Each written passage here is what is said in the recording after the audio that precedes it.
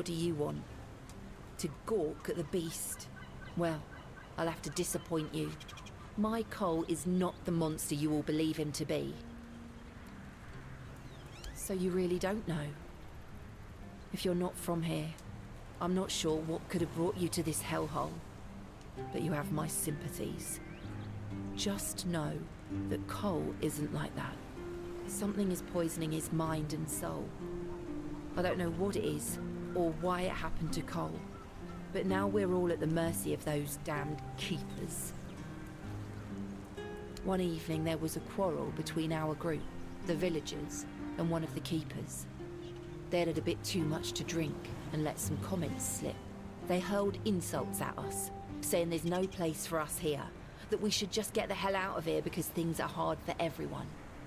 Hard? Sure. I bet that bunch of wimps wouldn't last a week outside. All they do is sit in that keep of theirs, thinking they're the defenders of justice. Well, Cole went mad. I've never seen him like that before. He attacked that keeper and bit him. It was serious, but the keeper survived. If it weren't for the other men from the village, things could have ended very differently. Afterwards, they chained Cole up and locked him in a cage. His condition started to worsen. They said a monster like him doesn't deserve a jail cell. Jail cells are for humans. Bastards.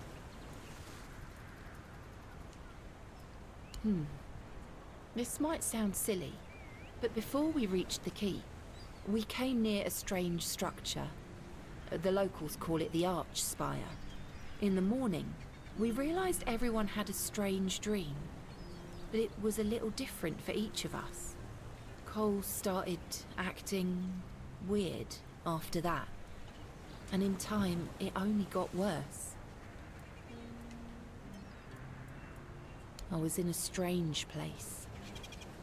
Dark. Full of fog. Eerie.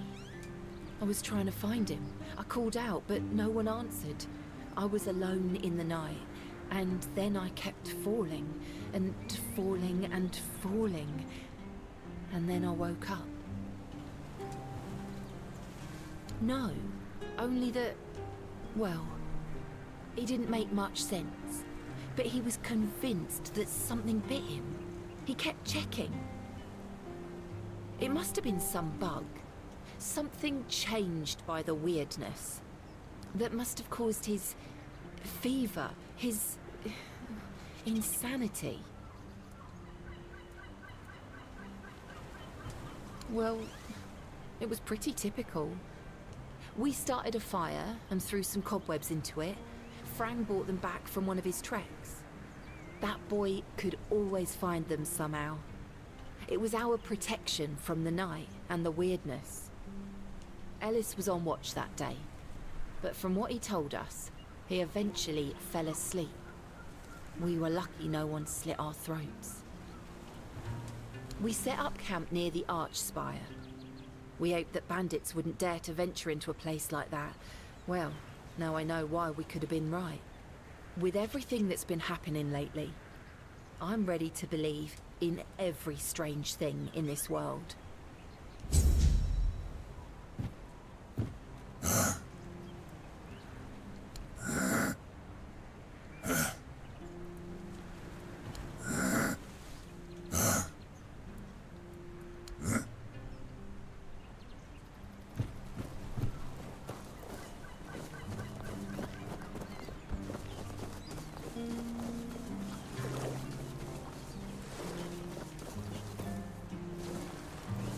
Buy something or bugger off.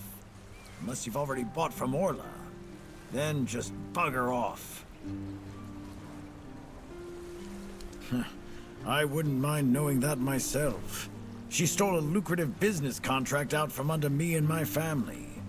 Then made herself at home here. Damn those Timberwall merchants. Everyone's always yammering about Timberwall. Timber this, timber that. Bugger them all. Remember, good business, only with Quanacht. Fair prices, no bullshit. Yes, Connacht. From a merchant family, to be specific. Though I've always wanted to join the Royal Geographers, to chart the uncharted. But I broke my leg, badly enough that I couldn't travel anymore. You've never heard of them? They're a guild of explorers, dating back to the age of legends. They travel across Avalon, documenting all the lost and forgotten places, crawling through hidden caves, discovering old ruins. That's what LSA and I dreamed of, though only one of us got to live it.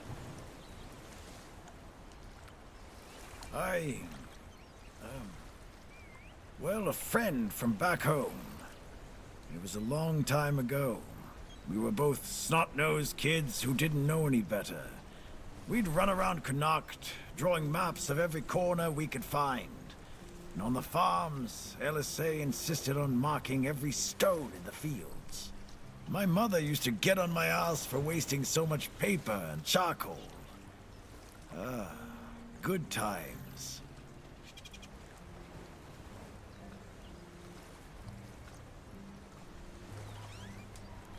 She got in with the geographers, started running errands for them. Well, it was right after my accident. I might have acted a bit rashly.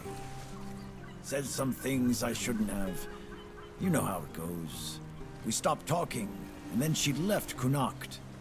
Haven't seen her since.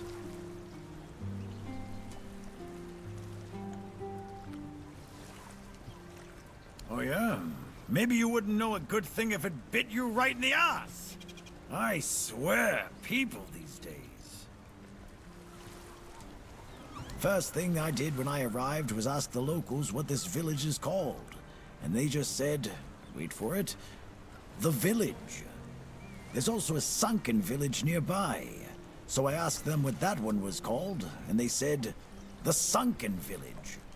So I asked what it was called before it was flooded, and they told me, the village. How do you even work with that?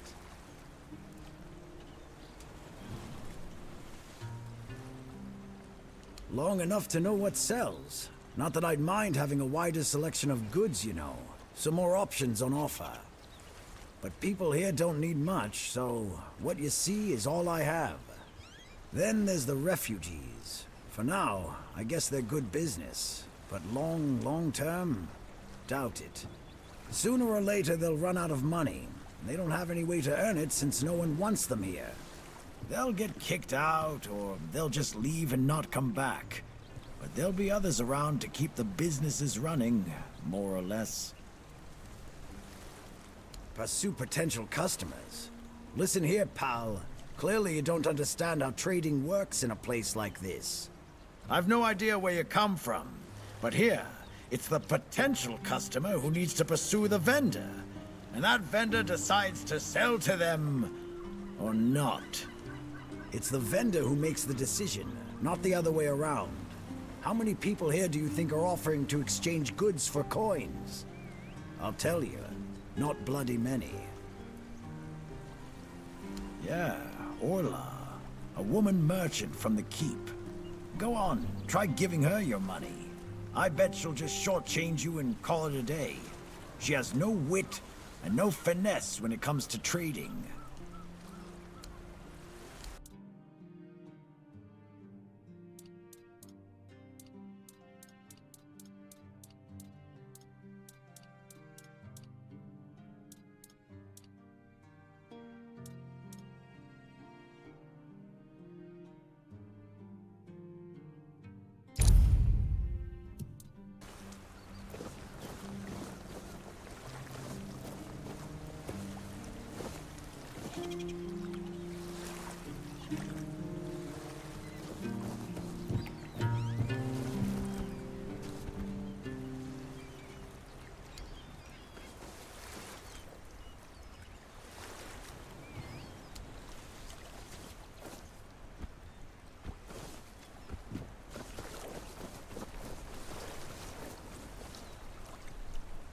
What do you want? Who are you?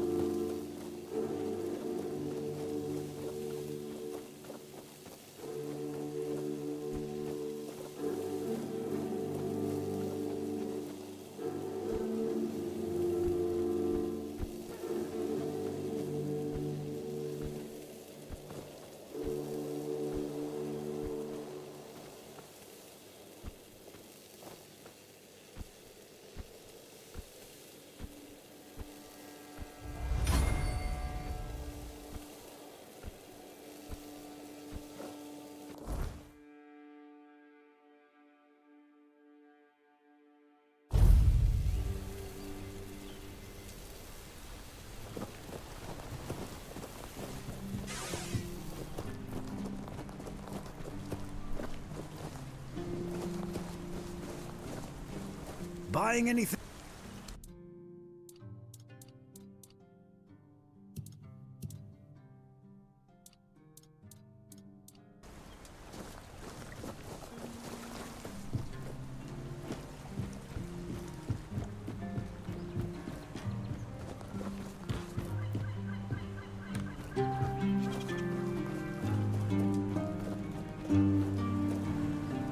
Bloody hell, look at this! The old place is in a shambles. Bunch of decrepit old coots.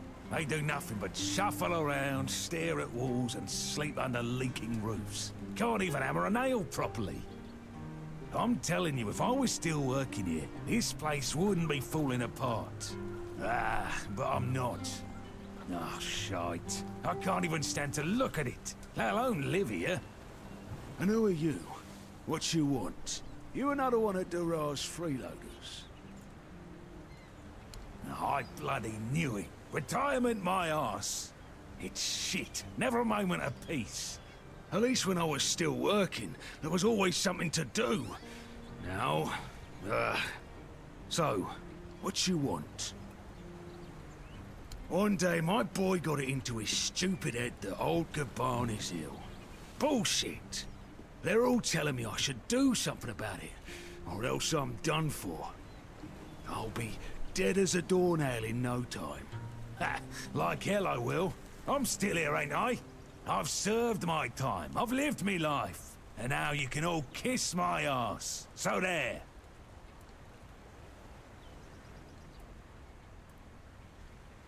Listen, they wanted Heaver, that healer from the keep, to come here. He did. They wanted him to look me over. He did. Then he just threw up his hands, mumbled something to himself, and that was it. Hell, I should have been an healer. Wouldn't mind going around being a pain in everyone's arse for a living. These herbs. No idea what they're for. Heber said he doesn't know what's wrong with me, so there's no illness. I'm fit as a fiddle. Good thing that at least the one guy who hangs around, Finley's the name, doesn't nag me all the time.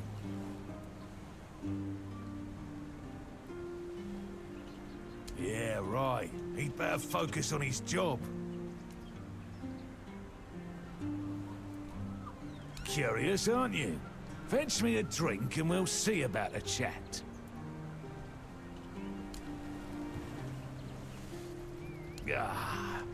So, what was your question? That's what he says anyway. But yeah, he's my blood. Eager like me, and look at that bulbous nose. Won't disown what's clearly mine. But I ain't gonna talk with a stranger. It's like half the blighters here don't have working peckers, or they've never even touched a woman. Oh, so many questions. How about a drink first, and then we'll talk?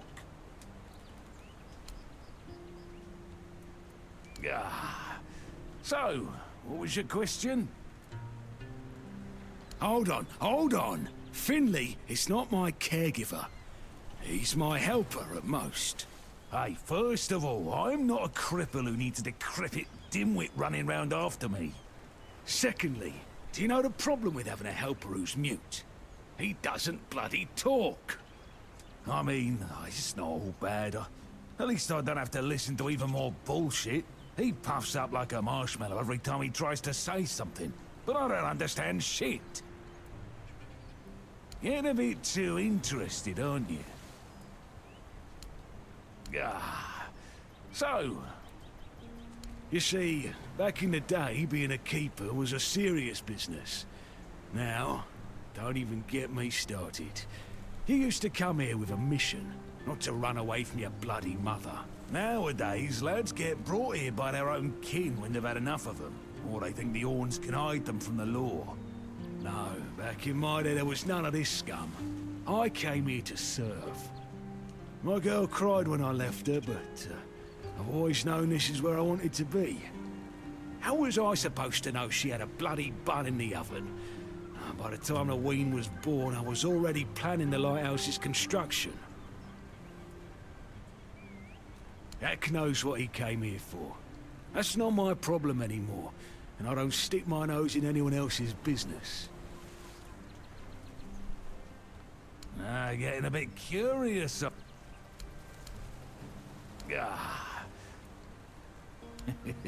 I'm starting to like you, stranger. And trust me, it's been a long time since I liked, well, anybody. I liked me brothers in arms back in my glory days. Good lads, every damn one of them. Tough as nails, loyal to a fault. The kind of men you'd want beside you in the darkest holes of Avalon. But they're gone now, all of them. The old captain got it in his head to send us down to rediscover some mouldy tunnels under the keep. Damn fool mission that was. A hard loss it was. But I'm still here. Oh, some days I wonder why. Getting a bit too interested, aren't you? Then you...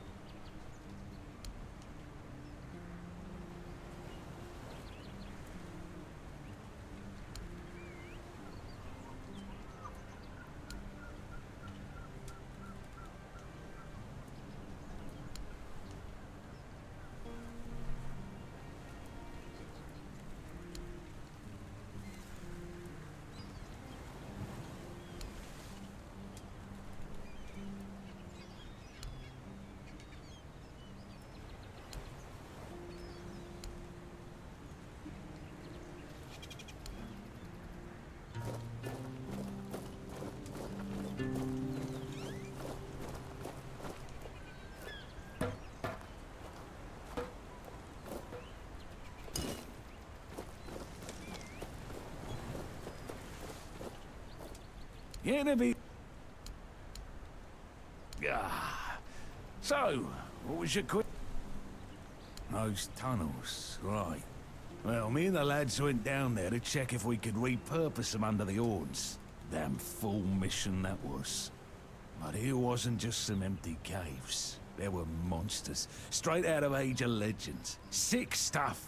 Stuff to get under your skin. Looked like... hell, memories all twisted up now. Like a bloody nightmare mixed with shadows that don't belong. Wanna know more? Speak with Fergus. He's in charge of this shit show now. Now, I propose a toast to those lost souls. This one's on me.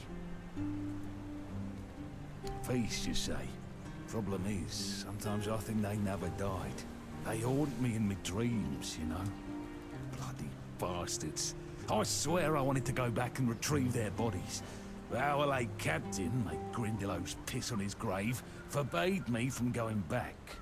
But when I drink, I usually pass out, and then I don't remember my dreams. So, I drink. My brothers deserved better. Guess it's just me and memories now. Memory. Those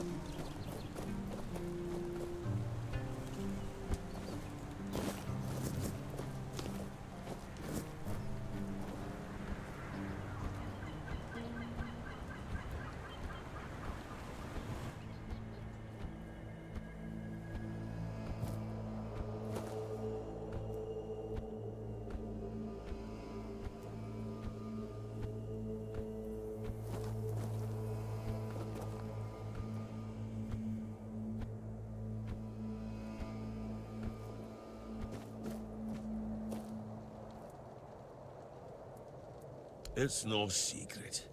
He's just an old, bitter man who hates the entire world. And I'm a part of it, so, well, it is what it is. That's all. He told that tale about the tunnels more times than I can count. To anyone who'll listen. But these days, it seems nobody does anymore. I've heard it plenty of times already, believe me. To him, those old friends of his were everything. They meant more than his own son, that's for sure. He'd go on and on about it. If I'd been there, if I'd gone with him, he won't let it go. Sometimes I think that if Fergus had let him go into those tunnels and meet the same end as his brothers, he might have found his peace. Or at least quit drinking.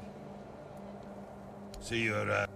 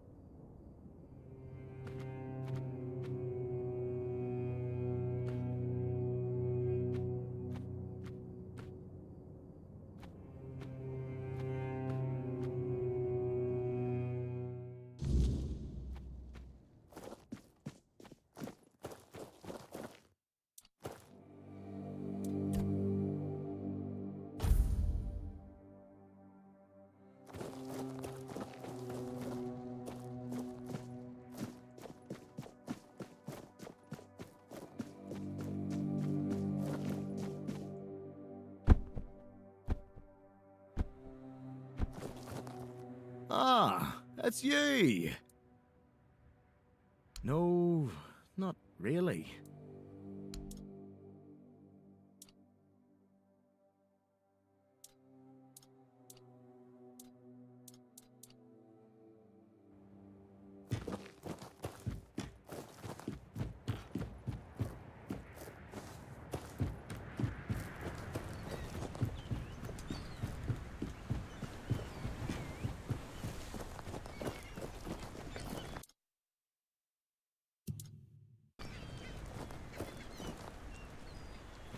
My poor Morris. I hope he's surviving out there. Do you need help settling in, dear? This isn't the best day to start a new life in this place, but we don't always get to choose, do we? What a nasty business with that boy. I'm almost glad my Morris isn't here for this. He's such a bleeding heart.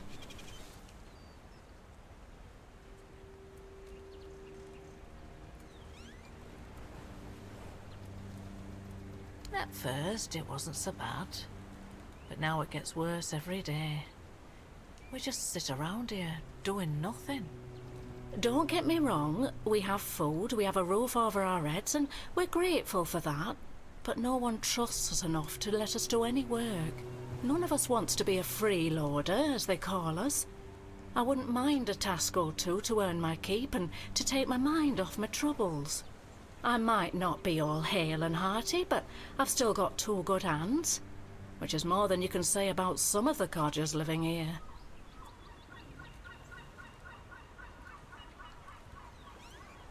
Oh, I'm not sure, love. I don't move around too much. I just heard about that fight with the road keeper, and now poor Cole's locked up in a cage. Him and Patrice make such a lovely young couple. They remind me of Morris and me when we were their age. I'm sorry, dear. I hope I didn't offend you. I'm still not used to all this. You see, I was born in Little Grove and thought I would live out the rest of my life there, working in the orchards in the mornings and drinking warm cider with my beloved in the evenings. We never wanted to see the world. I guess sometimes the world doesn't give us a choice, does it? Little Grove was raided by bandits, a local gang that had been terrorizing the area for months, growing in numbers with each raid.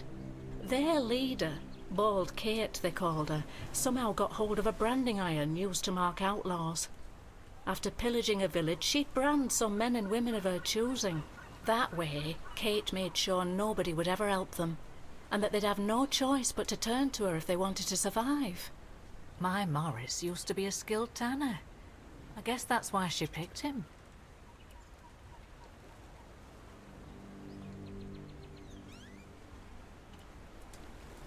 Yes, I asked him to. He wanted to run with me, but he was still feverish after the branding. I was worried he'd die on the road.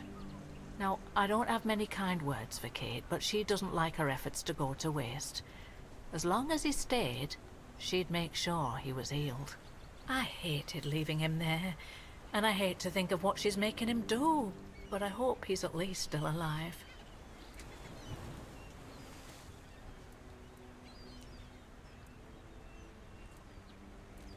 Look at me, love. I'm just an old woman. I've lived a quiet life, never learned any skills Kate would find useful. She has no need for useless mouths to feed, and Morris, well, he didn't want me to stay anyway. He said we'd find our way back to each other, but I'm starting to fear we'll have to wait for another life. Of course I did, right after I got here. The only answer I got was that they're aware of the bandit problem and are dealing with it. But I've heard rumours that the gate is always shut and the keepers are forbidden to leave. So, I've got no hope there. From what I've heard, they decided to stay in Little Grove for a while, drinking my cider to the last drop, no doubt. Not like they have to worry about the authorities. The only ones we saw were the Camelot tax collectors that came by once a year. Other than that, not a uniform in sight since I was a little girl. Oh, Mother bless you, my dear. That's all I could ask for. Please, let me know as soon as you learn anything. A dream? Oh, yes. There was one, but I don't quite remember what it was about. I'm sorry, dear. Take...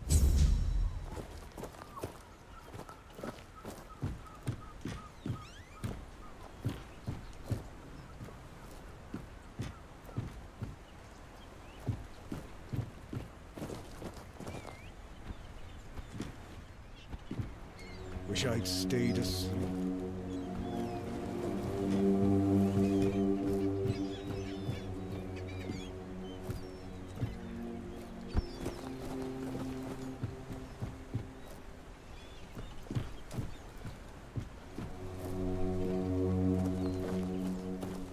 I've already told you I'm not going anywhere.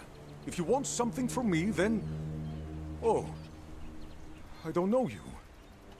I'm Dugald. You're not one of us. And you're not local either. You could have chosen a better time to come here. Kind of poor ambience, if you know what I mean. Well, at least we have a roof over our heads.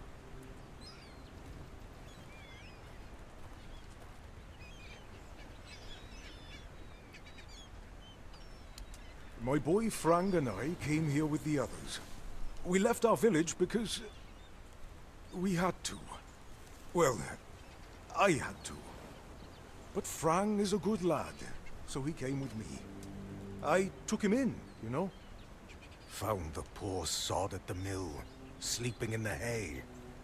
He was chilled to the bone back then, but I could tell he'd be a strong lad once he thawed out. He used to help out on the farm.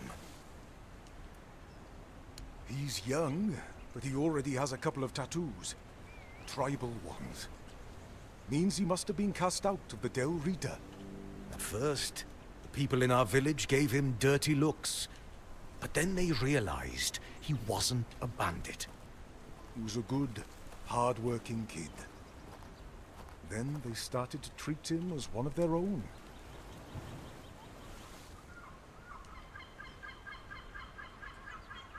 Ah, Frank is a quiet boy, and he doesn't talk much about himself. I feel like those days with the reader are long buried for him. Almost like he never lived them. Roscree. Few shacks and a small field of grain. I was a miller back there. My daughter married a good, hard-working man. Eventually, I gave them the mill.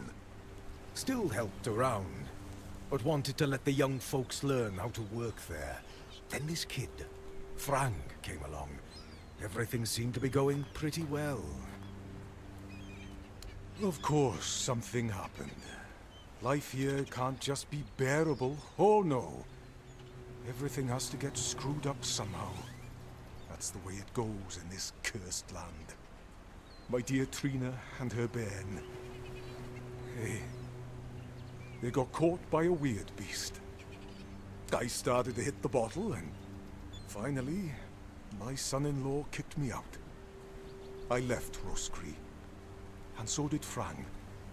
He says he has some kind of life debt, and he won't leave me alone until one of us drops dead. I'm sorry too. What? Ah, yes. The people are making a fuss over nothing. A dream is just a dream. No need to dwell on it. To be honest, I'm a bit confused about what's going on. Usually it was me who yelled at everyone, and now I feel like a drudge. And this nasty thing with Col. Poor lad. Shouldn't have ended like that. He and Beatrice got along very well. Let me tell you something. When I saw all these wrinklies around here, I thought this place would suit me. But then all this shit happened. I suspect we won't stay here long.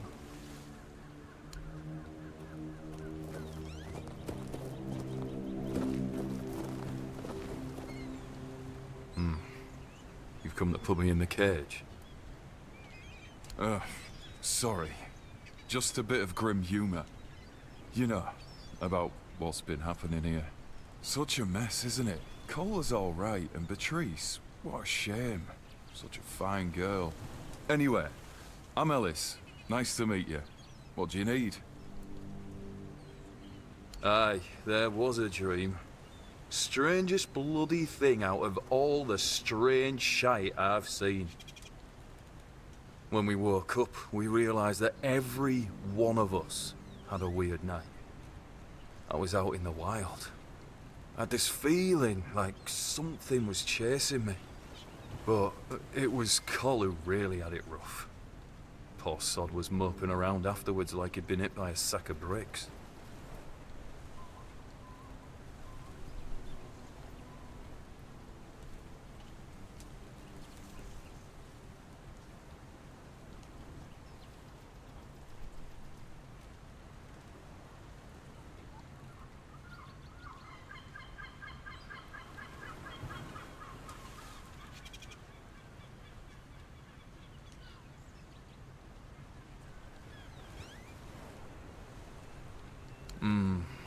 Yes and no, to be honest.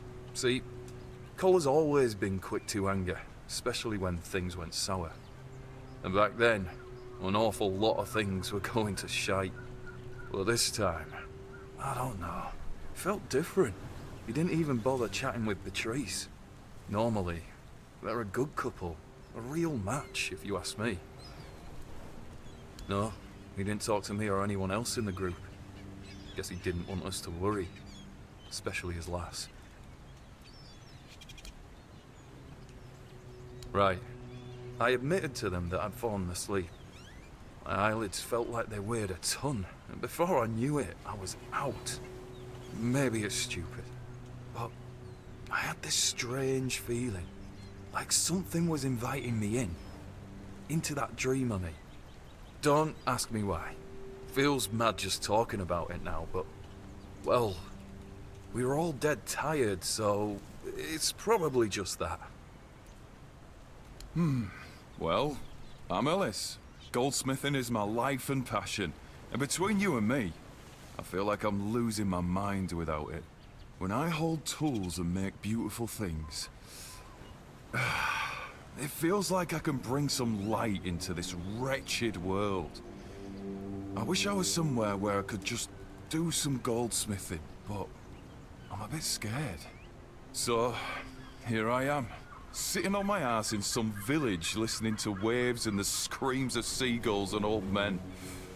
Nothing to write home about, even if I still had one.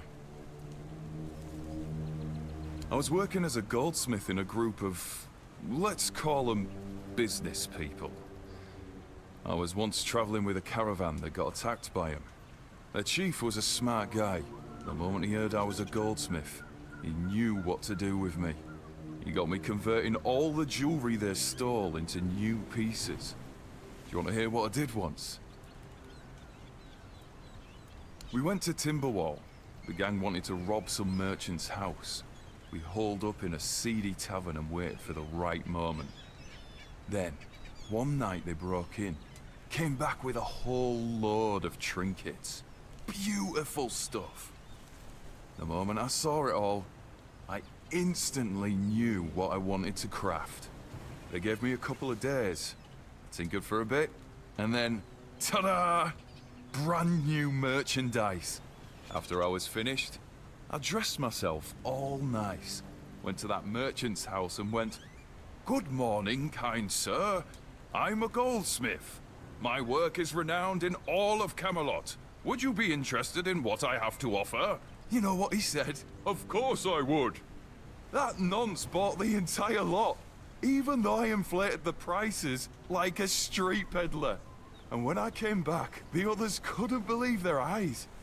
I thought I was gonna keel over. I miss that. The sun doesn't rise the same anymore. Something happened. Frang listens. Frang doesn't know dream. Frang calls them visions. And yes, Frang had one not long ago. Alone, surrounded by wolves. They were no aggressive, so Frang felt no fear. It was they who feared Frang. Then, I caught the scent of blood and followed it. But I didn't reach the end. The vision stopped. Now, Frang waits for the next one, to see what's ahead. I'm not from anywhere. Frang is attached to nowhere. I found a home with Dugald. I owe him a life debt. Frang was never a dull reader. Not without a name. Without a name, you are nobody in the tribe. Like me. And if that lasts too long, you must leave. I left and became Frang. Frang. A name, and not a name. Nothing happened to Frang. A stray, taken in by a miller. That's all. Frang cannot be a dull Riada. His mother was. But the tribe decided that he was not worthy of a name. That is why he's not of the tribes. Conquer. Wolf. Strong. Important name. Not seen in the south for a long time. Must be dead. A place without a leader. As I see it, I will finally fall apart. One way or another. There are no tales about a place that survived without a strong leadership. And it's not about kings, nobleshites, or chieftains. Titles are just words that pull the wool over a man's eyes. What's needed is a strong soul with a strong name. And their names mean as much as Frang's. Which is to say, nothing. Now they're a bit like Frang.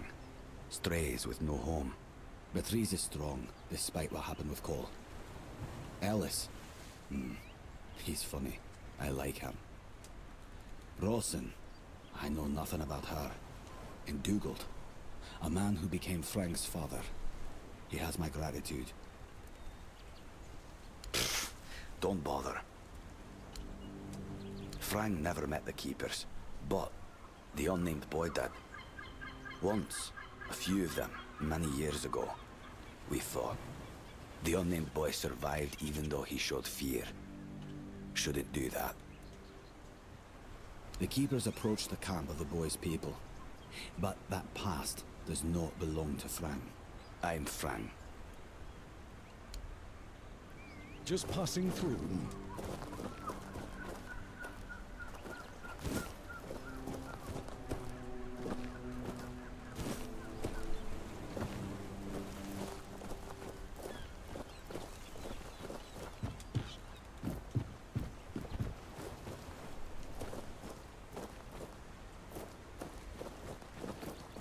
They said it would get easier. Oh, it's you.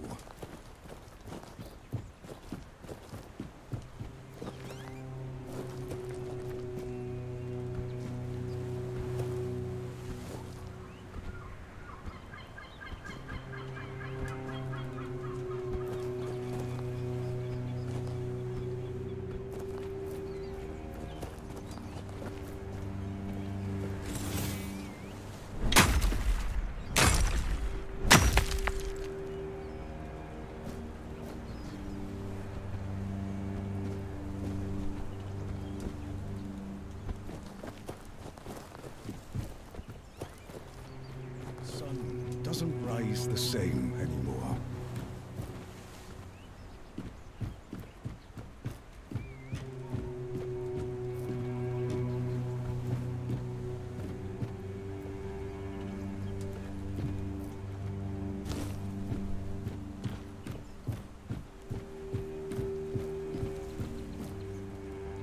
Still here, still breathing.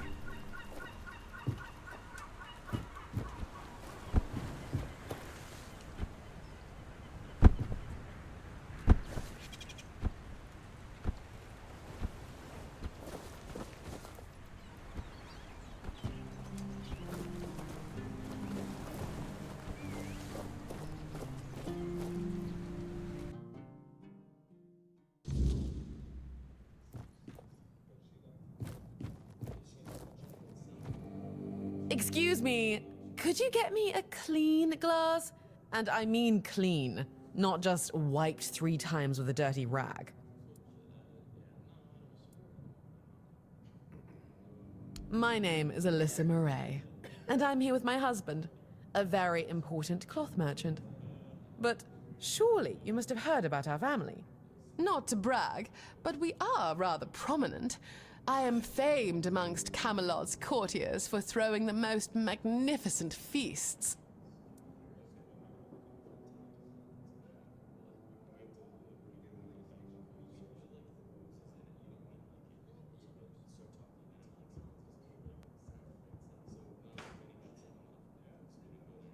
Thank you. I designed it myself. I wanted to blend in with the people of the South. The savage tribes, the brave lightkeepers. I wanted to make an homage to them with my new style, and I do believe I've succeeded. I can feel everyone here gazing at me with awe.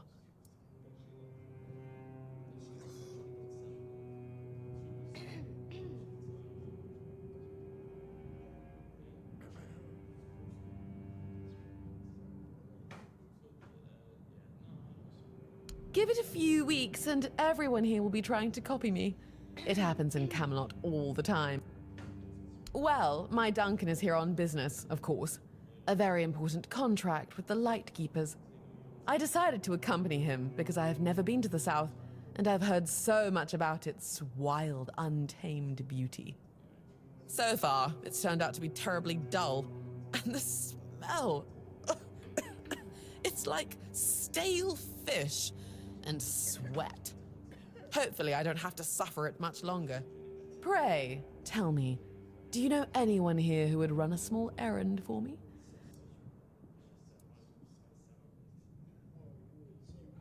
Oh, of course. You know, I've always found talking about money so distasteful. But needs must, I suppose. Don't worry, you'll be handsomely rewarded. Oh, nothing major. You see, I've had my eye on this beautiful abandoned estate overlooking the sea. It's not very far from here, but it's far enough away from all this rabble. If we stay here for a while, I need a place for myself. You understand that, right? No offense, but I can't keep living in a filthy room at an inn. When I asked the innkeeper to draw me a bath, he brought me a bucket. A bucket! Can you imagine? Finally, someone sympathetic to my plight. My Duncan has been heartless about it. He just keeps going on about how I was the one who wanted to come here. He told me to deal with it. Can you believe that? The nerve of the man. Well, what he doesn't know can't hurt him, can it? He should be glad that I can take care of myself. I'm not like the other high-born women, sitting around waiting to be handed everything on a silver platter. And besides, he knows better than to say no to me. Fine. The problem is that the manor appears to have some occupants, not legal ones, mind you, who need to be evicted. Forcibly, if there's no other way. You'll do it for me, won't you, dear? Maybe something nautical, to go with the sound of the waves crashing on the cliffs? Or do you think that's a trifle...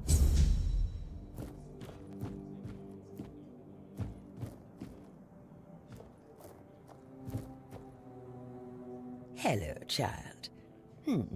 You look competent enough. I can see that you're not of noble blood. Oh, no need to tell me that. I've tutored the children of aristocrats from all over Avalon. Fortunately for you, my opinion of them is not particularly high. Oh, and you don't look like one of the locals. Are you a visitor? Or an adventurer?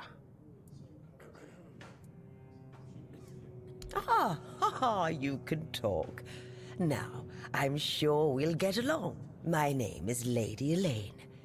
I oversee the Farshire Library, the greatest collection of books in this part of Avalon. By the All-Mother, don't tell me you don't know what Farshire is. The largest duchy in the middle of the island, with the wise Lady Kincaid in power, who has a hold over the entire territory. Nothing? Oh, really? I know, child. I know. Everyone was surprised. Camelot turned up their noses at this for years. But after Lord Kincaid died and Aidan, Lady Kincaid's son, disappeared, the nobles of Farshire decided she could stay on the throne. Even if Aidan had been alive, she would still be ruling as a regent until he came of age. But between you and me, he wasn't a very bright boy. So she would have been ruling until her death anyway. Oh, we're lucky to have her. Difficult times require determined leaders. Worse than ever. Oh, the wordness is thickening, and the roads are getting dangerous and unpredictable. That's why I'm here, wandering Avalon looking for solutions. If I don't do this, who will, You're probably wondering what a feeble old lady who can't even lift a sword could possibly accomplish. But King Arthur didn't conquer Avalon just because he couldn't swing a blade. No, he had knowledge, and enough wisdom to know how to use it. Lady Kincaid wasn't happy when she found out about this idea. But, all mother's mercy, I am her tutor. She cannot dictate what I do, no matter her standing. Oh, do you mean a family? Oh, I've never had time for such trifles. No suitor was ever more interesting than a good book, nor did any of them smell better either. And I've raised enough of other people's children to never wish for my own. Oh, surprising. I'm looking for someone who will help me find a certain artifact. So, are you interested, child? I came to the Horns of the South because I found a fascinating book. It referred to a certain object, a figure most likely, which has the ability to dispel the wordness like a menhir can. Apparently, it can be found on the ship called Andraste, which sank over 100 years ago somewhere in this area. However, when I asked those nincompoops about it, they just laughed at me. They said that the Andraste wasn't carrying anything of value, and even if it was, they wouldn't freeze their butts off in those chilly waters. The Last Voyage of the Andraste by Elvis the Lightkeeper. He was one of the more notable keepers. In his waning years, he became an adjutant to Captain Lex. But it's best if you read it yourself. You can read, can't you? But just be very careful. This is a very rare publication. Read it very carefully, and after you're done, come to me, and I'll tell you more. A deal?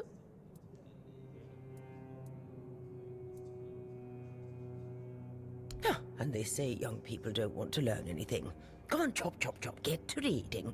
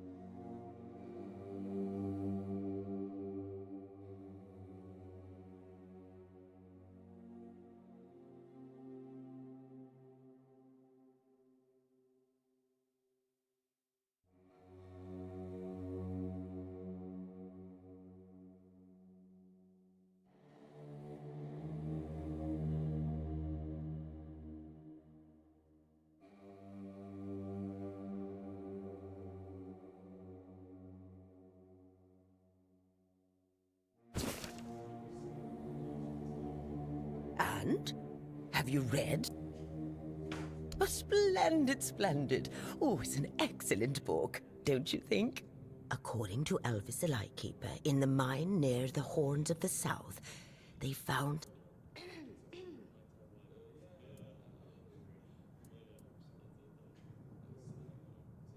That's right. This is the artifact I'm looking for. One that might be vital to repelling the wordness. According to Elvis's description, the figure is smaller than a menhir, and light enough that they were able to carry it to the ship without any trouble. Were it small, it would probably have been placed in Captain Lex's quarters instead of in the hold. I've estimated it should be, about 1 meter tall. Good. Next question. What was the Andraste's destination? Correct. be very careful with what I'm about to tell you. But some believe that the Red Priests are dedicated to studying the Wordness instead of the Red Death. Captain Lex must have thought they'd pay him generously for a Four-Dweller artifact. Last question. What sank the Andraste? Yes, you did well, child. I can see that you were paying attention. According to Elvis, the Andraste was sunk by the legendary terror from the deep. But if you want to know more, ask your keeper friends. They should be much better informed. Now, all you need to do is find the wreck of the Andraste and retrieve the mysterious figure. Oh, if only I knew. It must have happened somewhere on the way between the Horns of the South and the Island Asylum. Oh, but where exactly? Fortunately, I know something that could help us. In the Horns of the South Museum, there are some extremely interesting books and documents lying around and collecting dust. Can you imagine having such treasures at hand and choosing to completely ignore them? Oh, barbarians. Among them, you'll find the Andraste's logbook, which was saved by Elvis. I've read it, of course, but I know nothing about sailing. I'm sure such a competent child as yourself will handle it much better. Go to the Horns of the South Museum, read the logbook, and then tell me whether you managed to locate the wreck of the Andraste.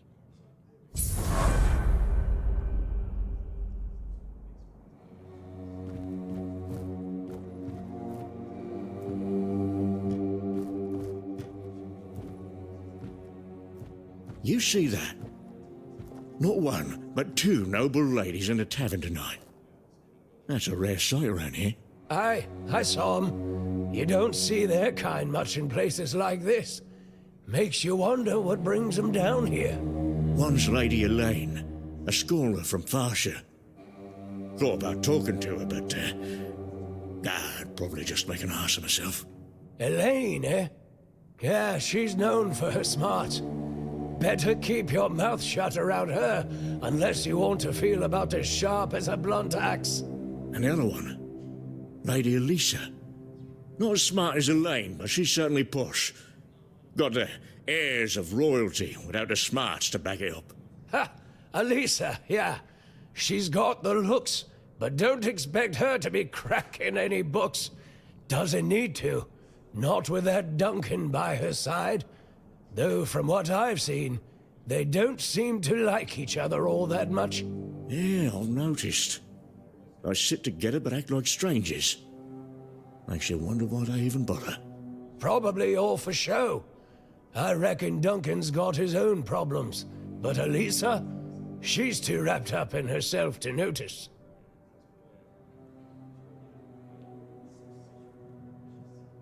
You seen all the refugees coming from the nearby villages? They're trying to get away from the bandits. If it's not urgent, You remember Sewell Firstfoot's tomb? Used to be a...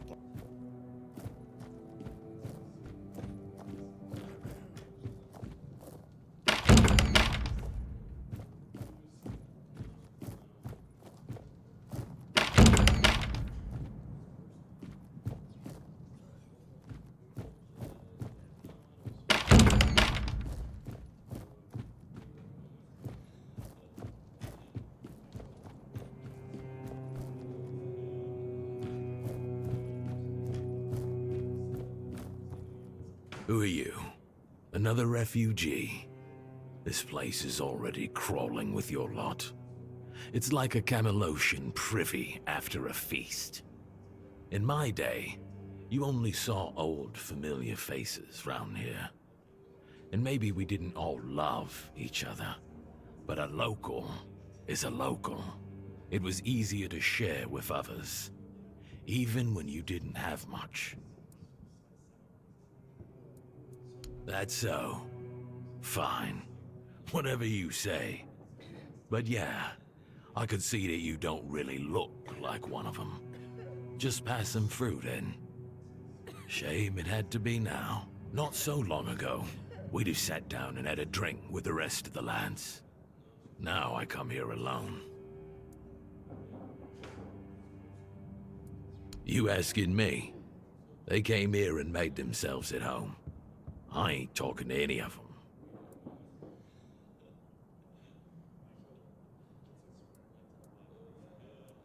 Orderly.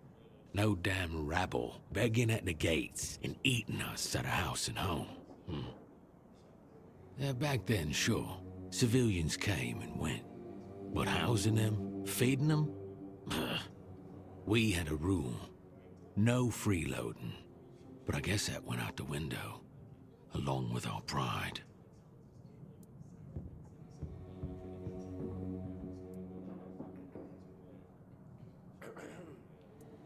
You watch your damn mouth. We did everything we could. I've said it before. We need a whole damn army to keep this region in check. And besides, how do you know these leeches are even telling the truth? Every village wiped out. Just like that? Give me a break. I don't want to talk about it anymore. It used to mean something to be a keeper. You could come in off the streets and keepers would make a man out of you. Now, bunch of spoiled lordlings sold off to Brandon by their daddies for a bag of gold. Treated like they're made of glass. Soft. Weak. The lot of them. What's there to be proud of?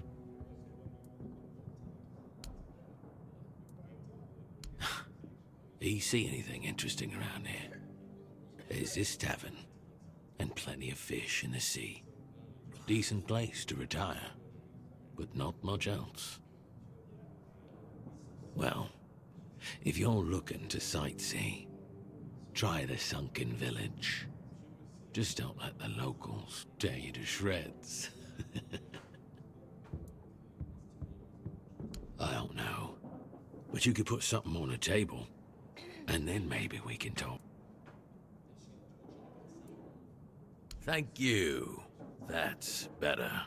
We used to come here, the three of us. Me, Berg, and Fedley. But lately, something's gotten into Berg, and it all kinda fell apart. Hell knows what happened. One day he just stopped talking to us. We went to his house to get him, but he only cursed a blue streak at us. Say, mate, do you feel like talking to an old obla? I feel bad for him, but I've got no more patience. And Finley. Let's just say Finley's no good at this stuff. Now you're talking. Ever since he got so maudlin, Berg usually sits alone by the sea. Let me know what's wrong with him.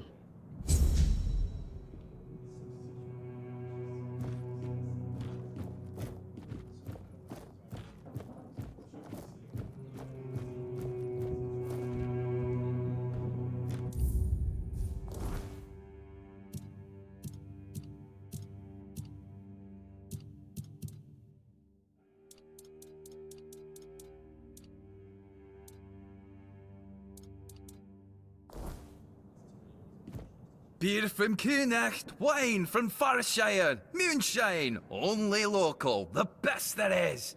And fish, lots and lots of fish. What's your poison? Stale fish? Yeah. Look around. You're in the capital of fresh fish. Unless you're buying from Heffen. I can't vouch for him. Here though, take your pick. All today's catch.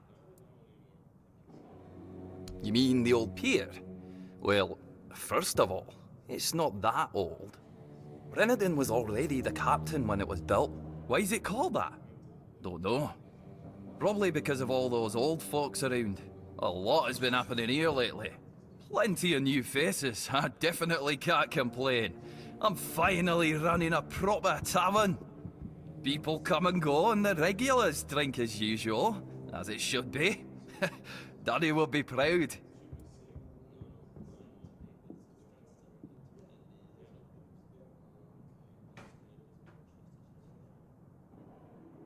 Hey, not here, obviously.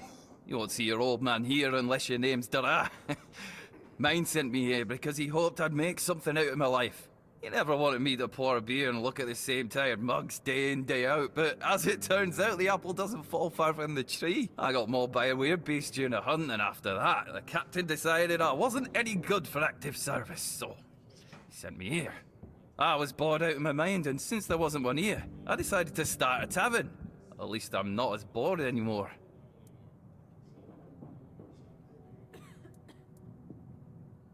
No, I don't recall anything like that.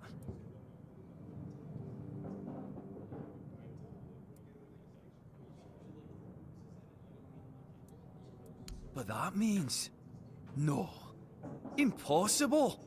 What if... Holy moonshine. I remember. Sigibald. It was Sigibald who left those documents behind. I've no idea how you found out about it. Sigi. He's dead. Taken by a fever.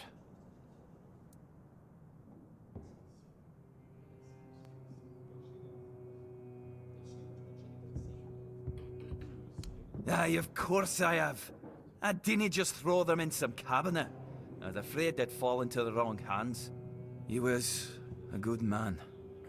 I wouldn't get rid of my only memento of him. Here, after what you said, I assume you'll make good use of them. Even though I'm still not sure what to think about it. Things are getting weirder and weirder in our beloved Avalon.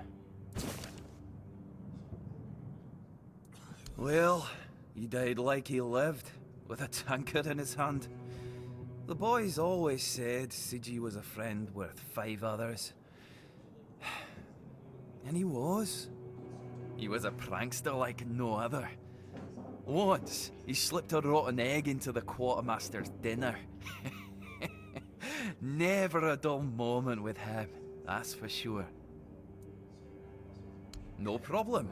Listen, if by some miracle you really talked with Sigibald, please, give him my warm regards. I don't understand anything anymore.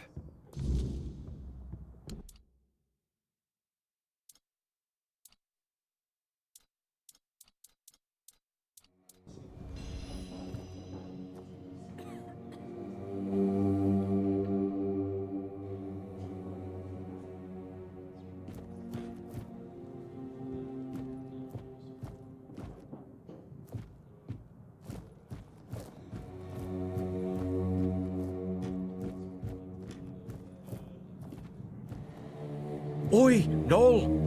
What if I pulled Excalibur from that stone, but it broke? Would I...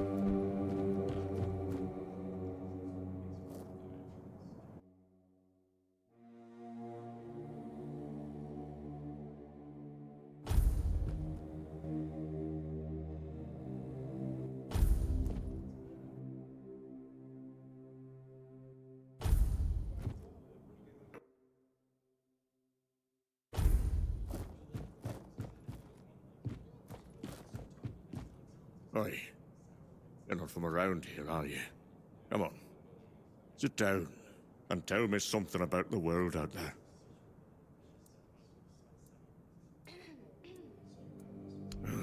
Don't know.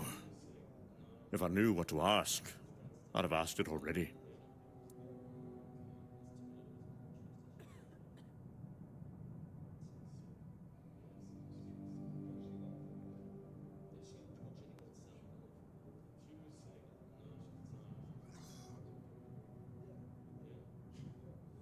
Now that I believe.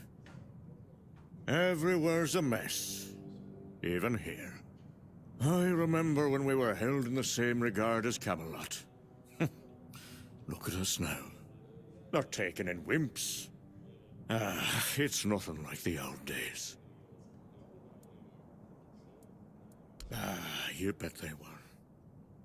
It's all been falling apart ever since they put Captain Brendan in charge. That one's got 2 coins where his eyes should be, if you ask me. Doesn't care about anyone or anything. He's just looking out for his own skin. Worst captain I ever served under, no doubt. Not that I serve anymore. I'm retired now. Filth everywhere. And it reeks of fish. Everyone's terrified of the weirdness. It's hard to believe I've lived long enough to see times like these. Not that long ago, we used to scare kids with stories about the weirdness. And now? Grown men wet themselves if we tell the same tales. Honestly, I'm done with it all. I don't even recognize this world anymore. And I don't want to. Don't even get me started. Fergus always claims he's busy, but for the life of me, I can't figure out what he actually does. Probably just pretends to work. I talk to Riderick from the museum sometimes, but that one's a real know-it-all. We always end up arguing about how things used to be. If you ask me, they're all just as bad as each other. It's never gonna be the same again. My brothers are gone, and I'm left here, all alone. We had a beautiful tradition. Choosing new keepers was done differently back then. You had to lie down and sleep in a special spot, but that's all I'm gonna say. It's a secret, and it looks like it'll die with me. Huh? Of course I do. In my day, it wasn't sunken. It was a beautiful, lively place. Pilgrims would visit the All-Mother's Temple and Excalibur, and end up in the village. It broke my heart when I heard about the flooding. They say the Druids caused it. But who really knows? It doesn't matter now who did or didn't do what. It's over, that's all. Now go on, leave me, like everyone else has. There's nobody left within his sense.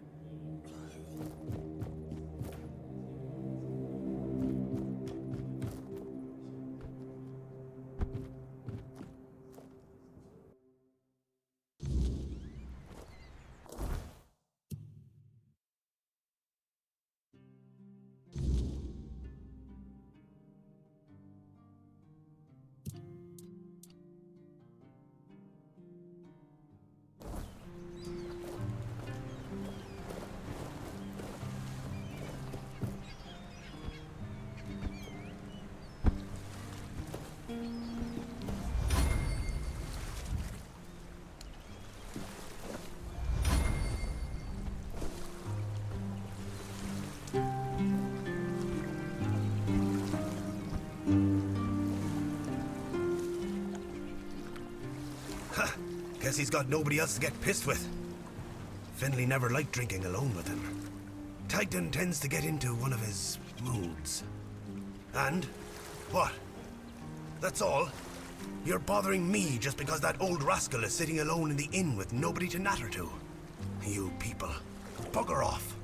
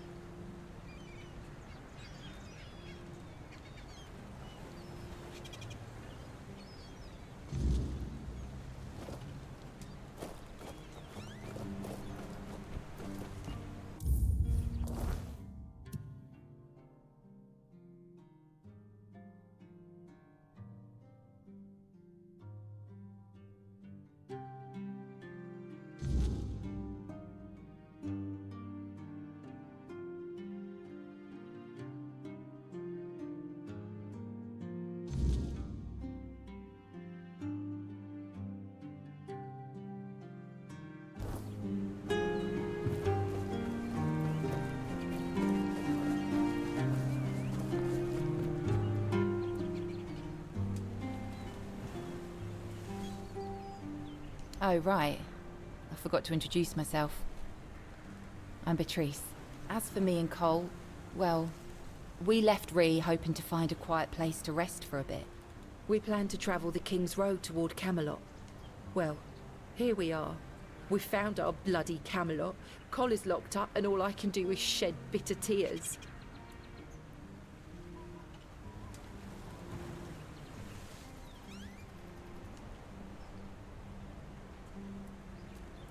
Yeah, we grew up there. The village was built around a trade route. My parents ran a tavern that stood right by the road. We had a good life. We lacked for nothing. Well, that was before the damned grubwood started spitting out monsters. Then more and more caravans disappeared into the forest. People were telling stories that grew more horrifying by the day. In the end, taking that route meant certain death. The same thing that will happen to every place on this god-forsaken island. Ruin. We used to have generous clientele. Merchants and emissaries from all over Avalon. They had deep pockets, always left lots of gold. But that changed. Then our only income came from the villagers, who were getting drunker and poorer by the day.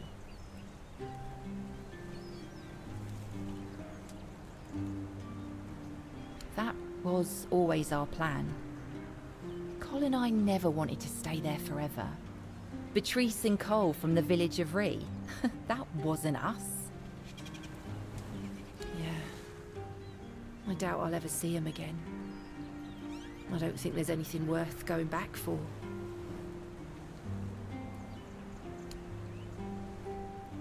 Each of us has a different story. Some wanted to seek their fortune elsewhere, like me and Cole.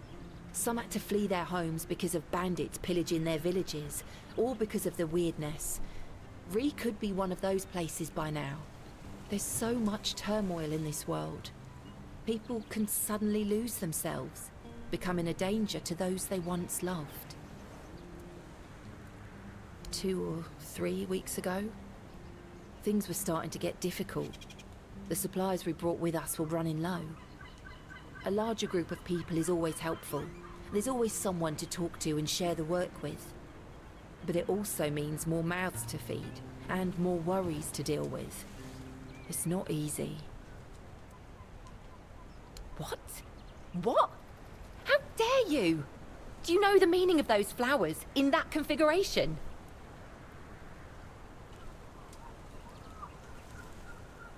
Revenge. Revenge, deception, and death. There's nothing nice about it, and I don't know if he did it on purpose or if he's just an idiot. But trust me, it's not a nice gesture.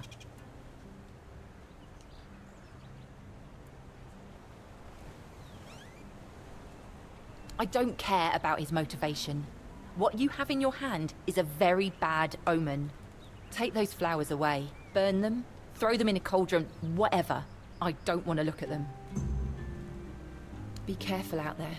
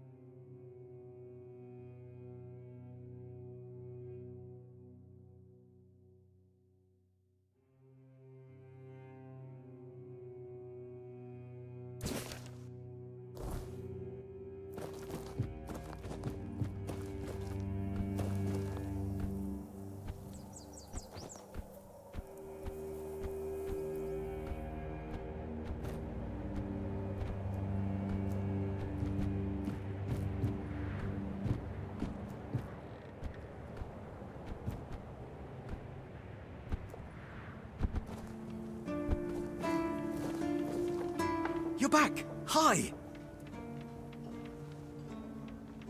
I told you, Ron is a good guy. And here's a little something for you. You know I pay well.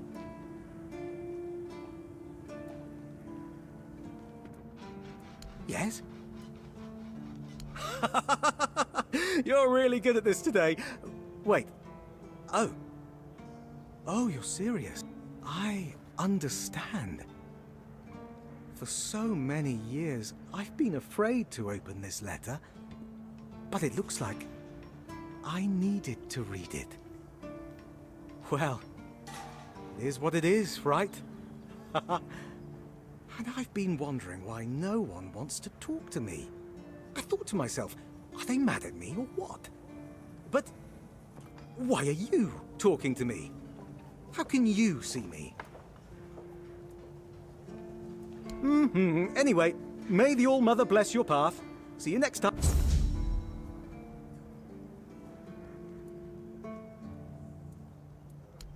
But since a few of the winnings here.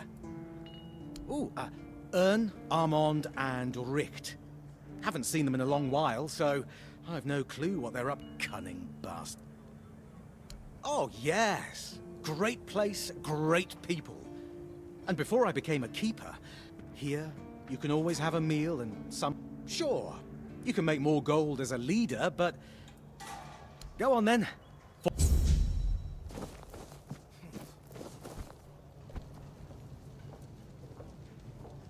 So the bitch understood the meaning, yes? I'm glad.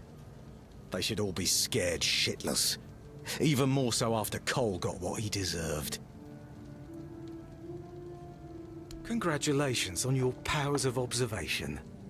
Those vagrants should know that since they live on our dime, they also live by our mercy. I can do anything to them, and they can't do shit. My plan was perfect. It's necessary. And I don't have to explain myself to you. You're from nowhere. So, you're nobody. Become a keeper, and you'll have the right. The refugees are a tumor on the healthy body of the Horns of the... Guess you're too stubborn to... Don't forget.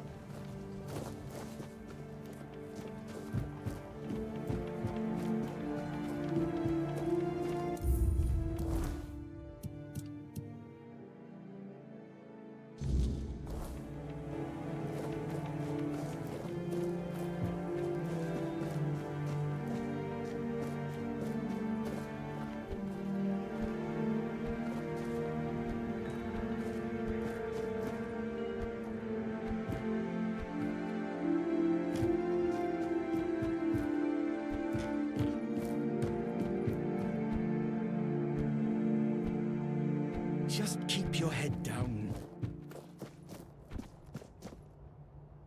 Watch the feet. Your feet, and my priceless seedlings.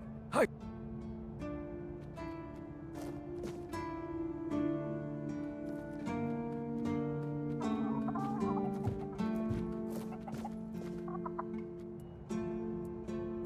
have everything, and you, the fly in the ointment. I'm Owen, and this... always. It's safe, and when the weirdness comes, and the dead... I let Rark in. He doesn't talk so much. He's my best friend. My hoe in your skull would be worth 1,000 words. No, I can handle a few seagulls. I'm not like that idiot Gwill. You need to talk to plants to help them grow. I'm not gonna waste my...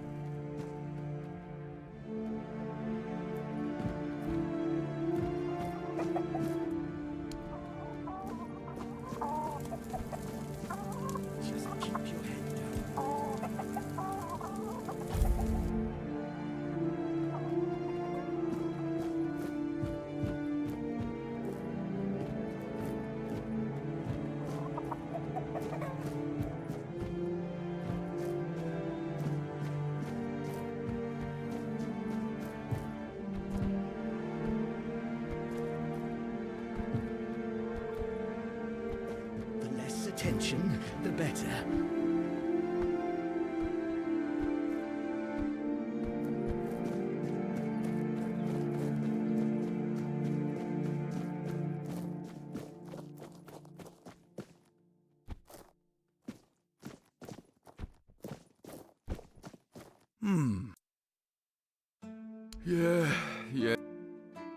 Yeah. Sleep, damn it. No sleeping, no. I shut my eyes for about 15 minutes every day, but I'm not gonna lie. You could stand on the wall. What? Listen, pal, I never asked. I just came in the evening, and then Yang put it somewhere else. Keeper's Vigor. Excuse me? Those were local supplies for every keeper.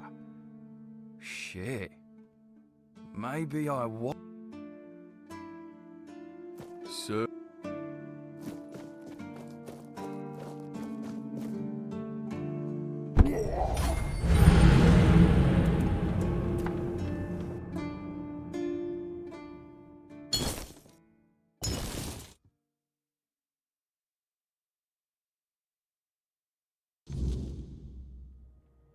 I should stay out of trouble.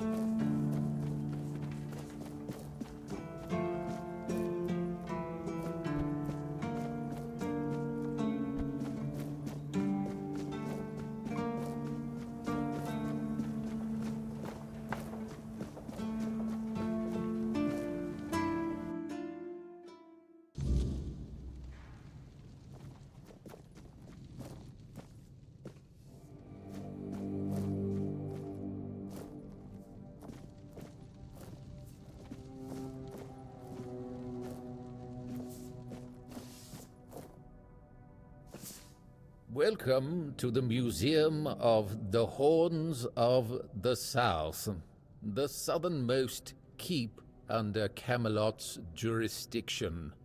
My name is Ridderick, and I will be happy to introduce you to the rich history of this fascinating place. A history that began 623 years ago, with the first keeper, Sewell Firstfoot. I'd also like to bring your attention to our numerous exhibits that are, as I like to say, inanimate witnesses of the history of the Horns of the South.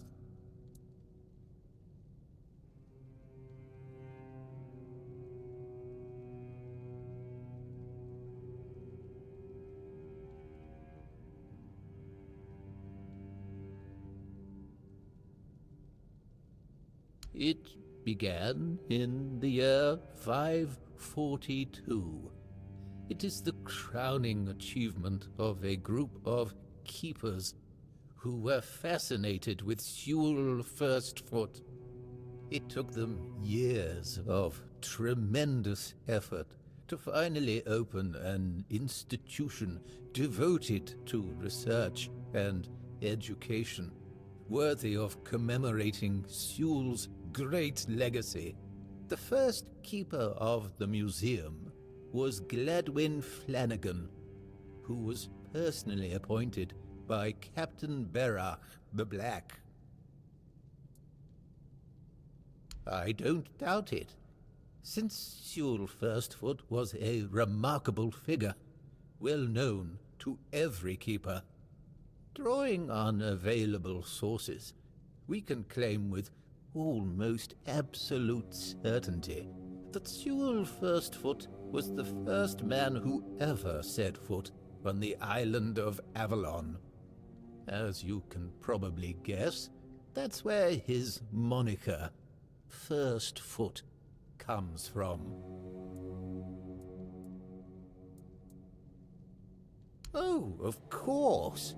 Sewell was an outstanding commander whose strategic mind, bravery, and charisma contributed to our capture of the South from the Four Dwellers.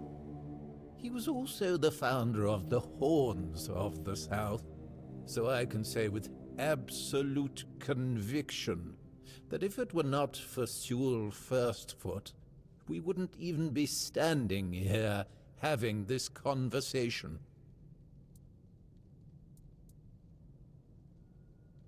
The museum holds a collection of 72 items of the so-called movable, tangible heritage. The collection includes big and small items that represent the world surrounding the keepers of the Horns of the South, from the 1st to the 6th century of the Avalonian era. Here you will find militaria, craft tools, everyday objects, furniture, textiles, coins, religious artifacts.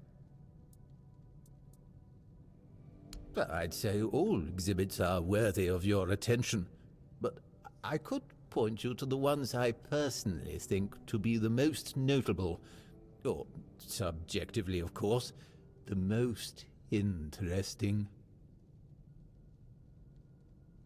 Those would be the items that used to belong to Sewell Firstfoot. We have his signal horn, and also his boots. Those boots were the first to touch Avalonian soil. What is also worth mentioning is the tableware used by King Arthur himself during his visit to the Horns of the South in the 15th year of the Avalonian era. Yes, remarkable, isn't it? You can find them in the central display. Sewell's boots were sewn from 3 pieces of tanned calfskin, tied at the top with a leather strap. The seam goes through the middle. On the outer side of each shoe, you can find a decorative brass buckle with the motif of the Camelotian bear. It is notable that it means that even the keepers of that time must have realized the historical value of it. Is indeed, and the horn was used by Sewell during wartime, not only for signaling, but also for intimidation. It has a brass mouthpiece and silver fittings on its. It's a memento of the visit of the legendary ruler. The tableware is made of tin coated with silver. It consists of a plate, a bowl. That detail, and the fact that those are the only wares from that time that have survived to this day, leads us to conclude that this... Really? Do you mean it? Usually people only come here when they've had too much to drink and decided that it'd be fun to come over and start mocking me. Or the last person who seemed to actually be interested in the museum was Lady Elaine. We talked a bit about Captain Lex and the trip that ended tragically in the year 513. It was described in The Last Voyage of the Andraste. An interesting read, although I'd say it should be classified. Definitely. Personally, I should find. Do you mean the document with information about the course, weather, position, and speed of the ship, as well as all, more specifically, the document from the bridge of the Andraste, which sank tragically in nearby waters in the year 513. Indeed, we have it. Please wait here. here it is, though I doubt those records will tell you anything. Oh, no, we know that. You should have mentioned that you're looking for the wreck of the Andraste rather than the logbook.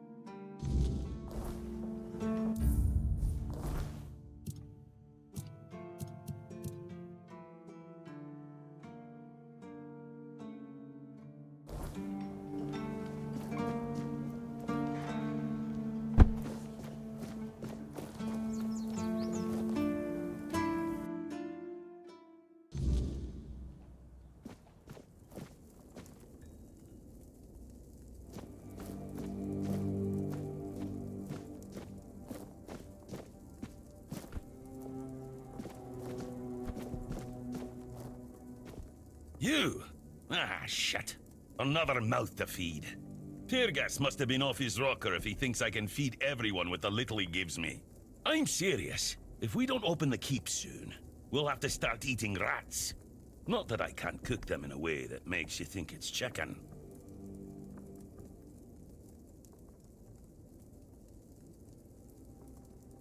It's a good thing you didn't start with calm down, or I'd have shoved my cleaver up your arse. Yeah, I'm pissed off. Because our gracious sovereigns recently decided to let in a bunch of refugees from the villages. They say they're running from the weirdness, but who knows, really? So now I have even more hungry mouths to feed. And since the captain ordered the letdown of our keep, the supplies are dwindling a lot faster than I'd like. Of course, I can make you 1,000 different dishes based on fish and krauts. But come on, even the keepers need some variety in their lives. Well, an adventurer, are you? Ah, and as a sign of goodwill, I'll allow you free reign of my... Oh, this is new. Maybe we'll get along after all. The dimwits here never want to learn, only eat.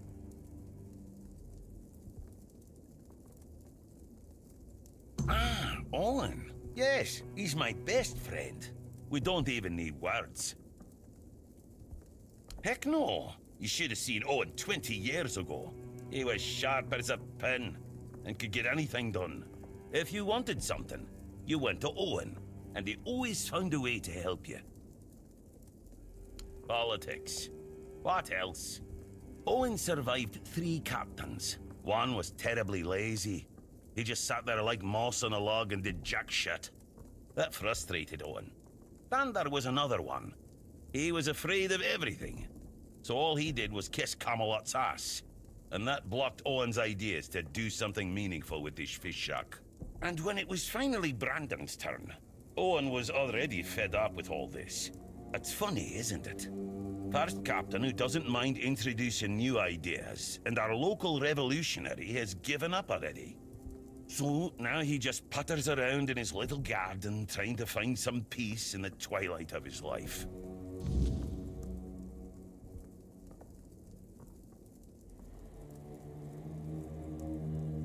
Oh, you're trying to piss me off, aren't you? If you don't like... What do you think they serve on the coast? The same damn thing as here. Bloody fish! In the fishing village. Hell no. I'd rather stay useful here and drop dead at my stove than waste. If someone's still fit to work but chooses to laze around all day instead, they should be kicked out.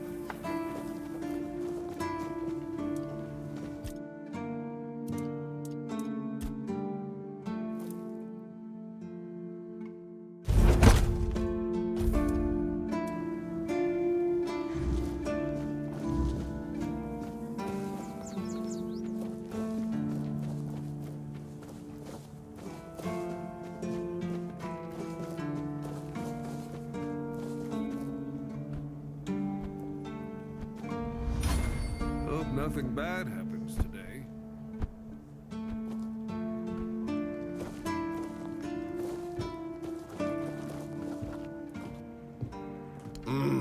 Yes. Still tastes like shit. Exactly how my mother would make it. It's just what I needed.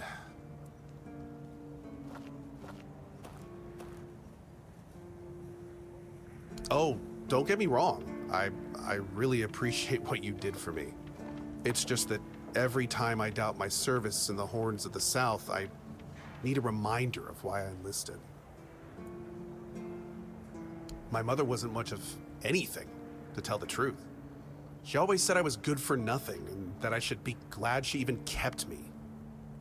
And every day she'd bring back home a new uncle. Many of those uncles like to kick me out of my own house when they were drinking and getting busy. Then, when she'd sober up and got rid of an uncle, she'd bake me that pie as an apology. It always tasted like shit. If the other villagers hadn't been feeding me, I would have starved to death. Hence the pie. Yeah, I do. So, despite the shitty weather and the world being on the verge of collapse, there's still nowhere else I'd rather be.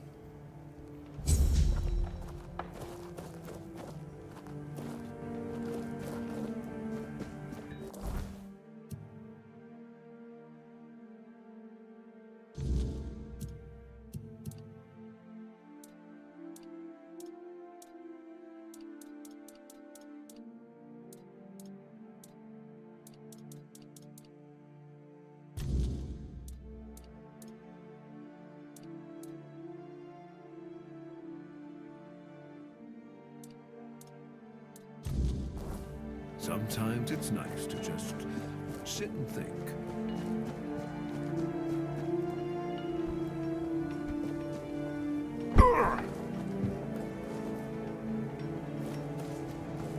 You lost, or what?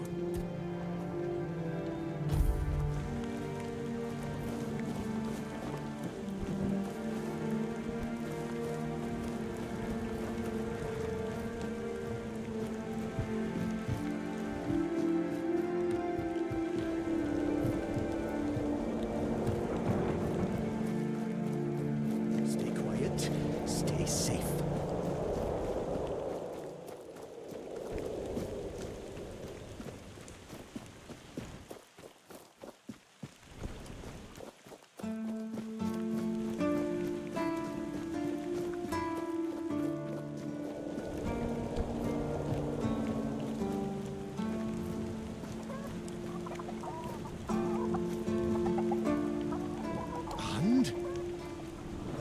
No.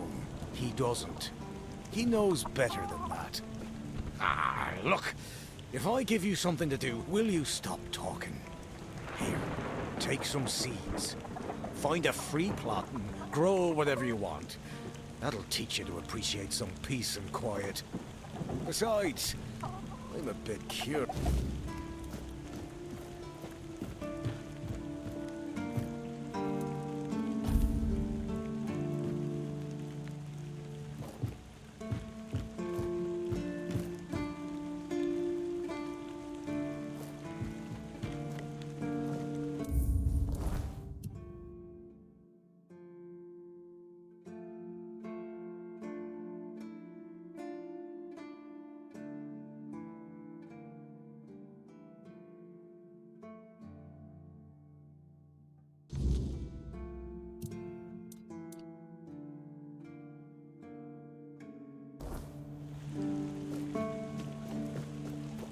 Less attention, the better.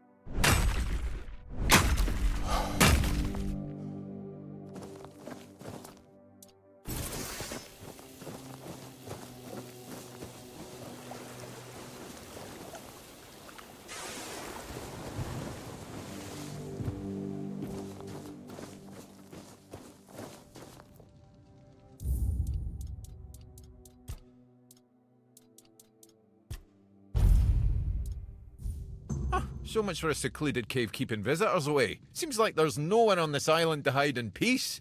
Ah well, since you're here, I have an important question. Do you have any food?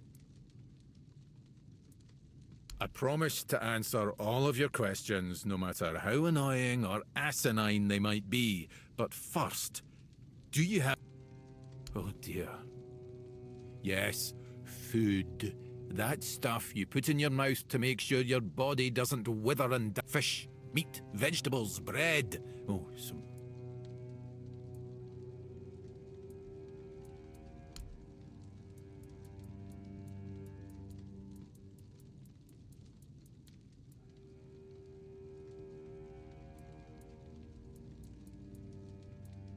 Thanks. I'll be forever indebted to you. The only payment I can offer you is seashells, or, you know, access to an infinite well of ancient druidic wisdom. I'd rather you choose wisdom. I threw out my collection of seashells a few days ago after I stepped on them with my bare feet. Much better. Time for a nap. Oh, except you're... My name is Drest, and I am the local hermit. I don't understand your skepticism. I live alone in a cave, collect seashells, and occasionally talk to crabs. But didn't you know? There are no more druids. The mob rounded them all up, stuffed them into a giant wicker man, and lit a fire. Its glow painted the sky in reds and yellows. Don't be silly. How could I have been there if I'm here now? Some years ago? I'm not sure. I don't remember. Can we change the subject? I'm sure there are more interesting things we could... Well, I live here, obviously. Why not? It's a perfectly good cave, albeit a bit drafty and damp. Well, it could be better, to be honest, but we can't all live in mansions, can we?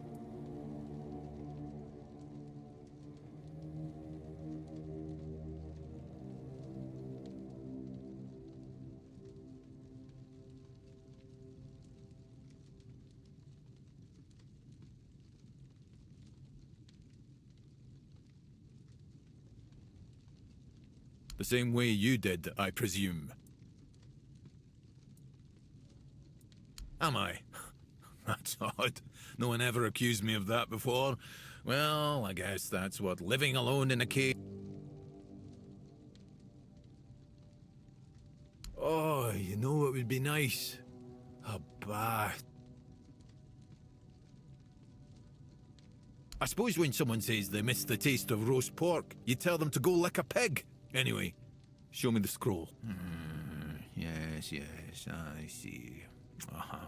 Well, you should definitely follow the ritual. Just make sure you do everything exactly as it is written. I'm sorry, I can't tell you anymore, but it is essential that you discover it for yourself.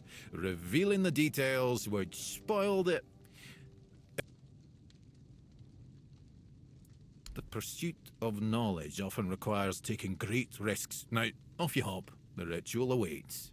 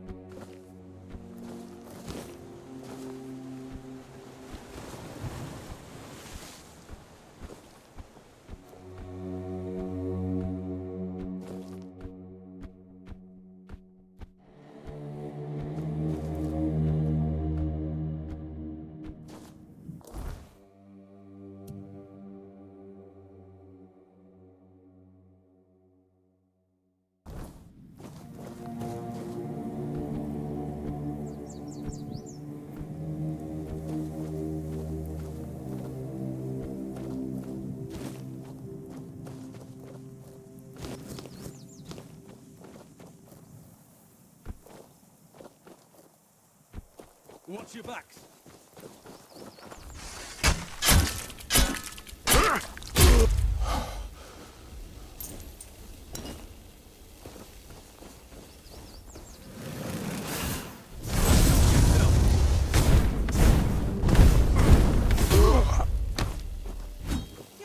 Fertilising the soil.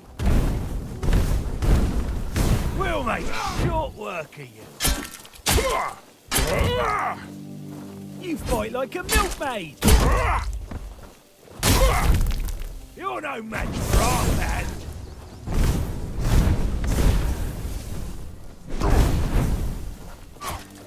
You're in for what?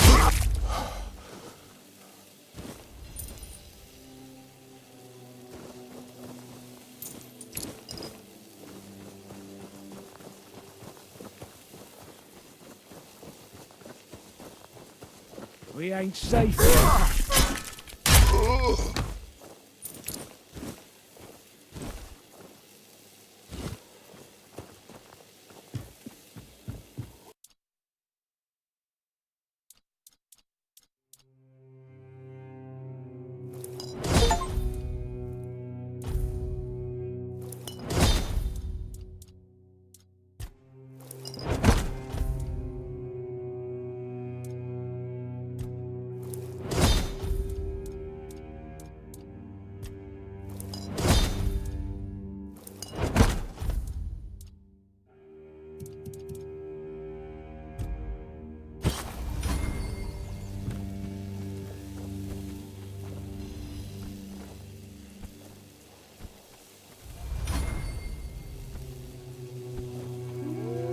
Show yourself.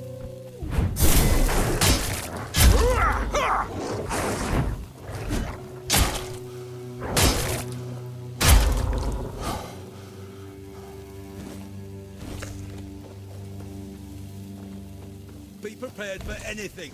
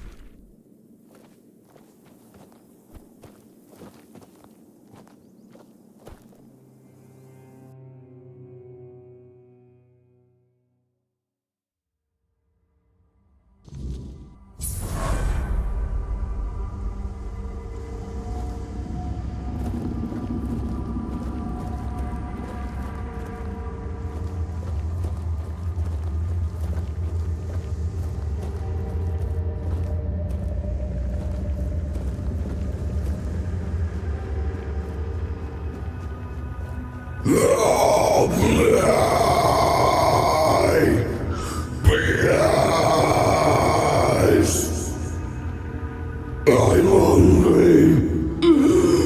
I just help.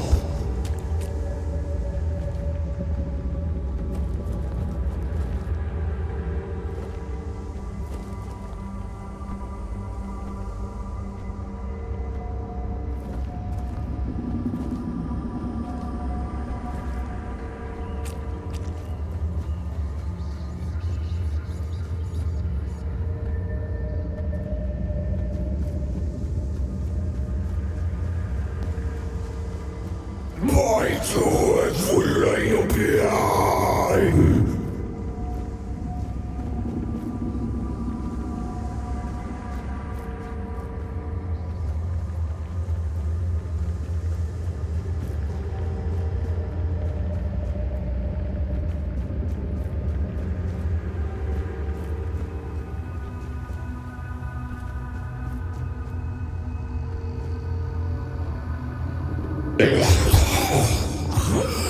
Help me!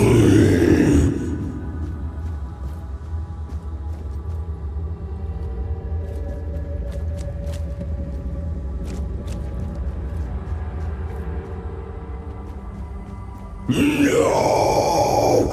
Don't go!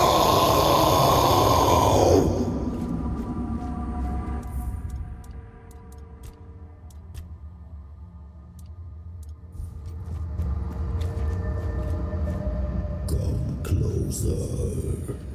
Please, just for a brief moment. My name, in your language, will be Abhartak. I was imprisoned years ago by your king. Human, but inhuman at the same time. I suffer, I wither, I am defiled. They left me here to endure hunger and pain.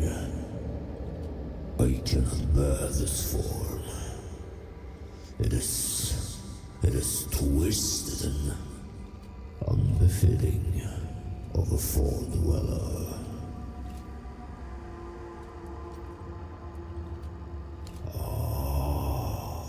So you've come here to save that man. foe. You cannot help him now. Its humanity has been devoured. He has been freed from this pointless human existence. My death will change nothing. It has gone too far. Instead, let me taste your blood. Let me taste your blood. I need just a little. Let me bite. To ease the pain. I need food, and you... Go fight it!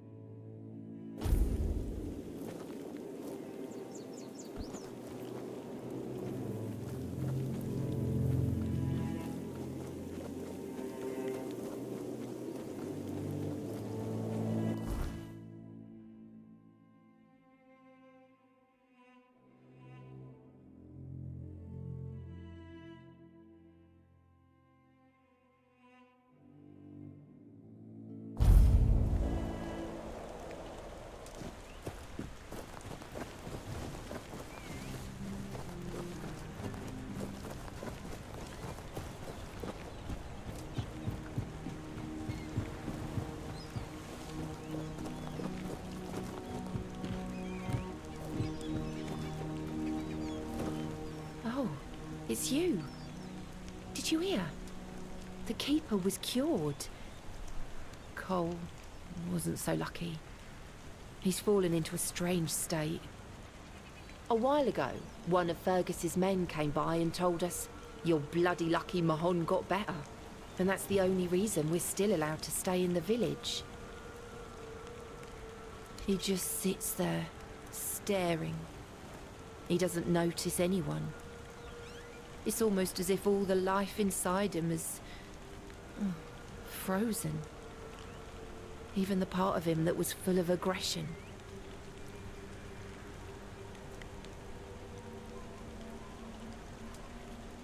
Most of them wanted Cole dead, but Fergus forbade anyone from interfering. Since Mahon is getting better, he decided that Cole's fate is in our hands.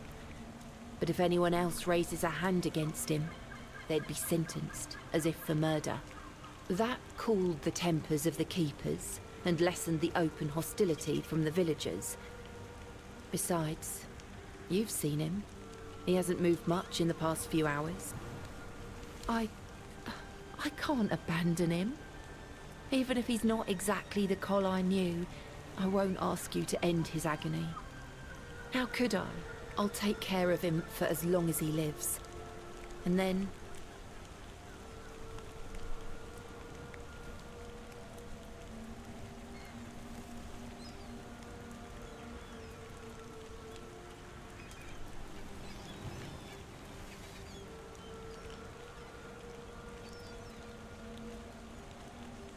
What? No!